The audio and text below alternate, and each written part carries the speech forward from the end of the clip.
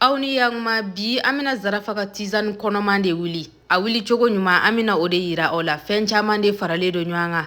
Tizan kɔnɔman in na fɛn caman de farale do ɲɔgɔn kan. Fɛn dɔw b'a la aw yɛrɛ bɛ fɛn minnu dɔn ka ban. I n'a fɔ kafumariyamu ani yiri caman wɛrɛw. An b'a sanango, an mana n'a sanango sisan an b'a kɛ da la k'a tobi miniti 15 bɔɲango. Tizan kɔnɔman b'an dɛmɛ ɲana an ka jigini waati cɛ. Wa n'an jigina fana kuma dɔw la sugunɛ buruburu ni bila bɛ muso dɔw sɔrɔ a ka ɲi n'o fana ma. Wa a k'a dɔn k'a fɔ ko tizan kɔnɔman k'a bɛ min kalo 8 dɔrɔn de la. Yani kalo 8 cɛ a kana min dɛ sabula a ka fari tin fana ma kosɛbɛ. O de y'a to an b'a fɔ k'a da ka zarafa ka tizan kɔnɔman tant que n'i ma don kalo 8 kɔnɔna na ayi e kana min fɔlɔ a ma ɲi ma o waati a to i ka don kalo 8 kɔnɔ ba.